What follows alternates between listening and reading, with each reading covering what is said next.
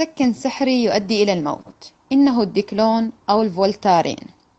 أنا نقيب أطباء دمشق. هذا المنشور غير منقول، بل أكتبه من تجربة. كلنا سمعنا في الآونة الأخيرة عن شباب أو شابات توفوا بسبب جلطة بدون تفسير.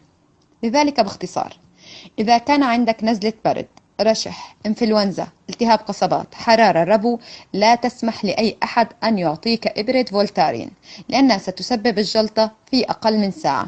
حتى لو كنت تثق بالمشفى والطبيب ثقة عمياء، ارفض هذه الإبرة.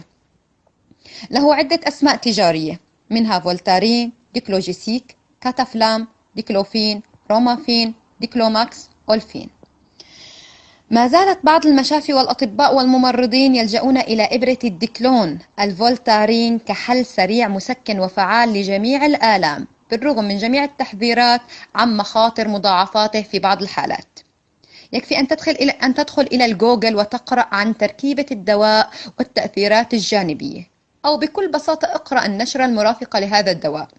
سيقول لك أن هذا الدواء بغض النظر عن تداخلاته مع أي دواء آخر، فإن هذا الدواء بطبيعته وبتركيبته الكيميائية قد يسبب الجلطة باحتمال 37%.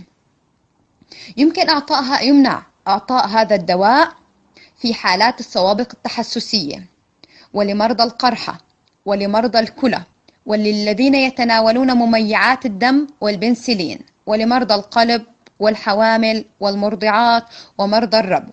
وهذا ما هو مثبت ومذكور ومتعارف عليه.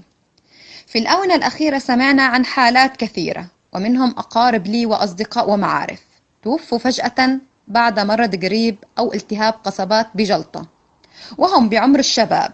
وكانت كل الحوادث التي سمعت عنهم قد راجعوا أحد المستشفيات وتم إعطاؤهم إبرة ديكلون.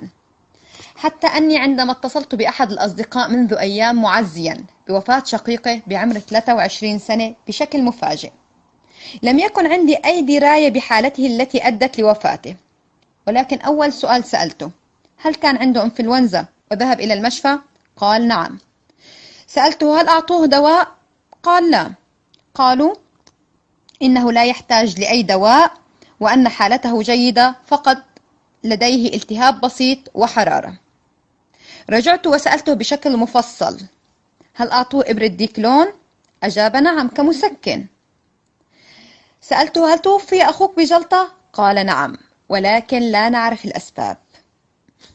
وماذا بعد كل ذلك؟ ابتلع من الأرواح الكثيرين وسبب الأذية الصحية لآخرين.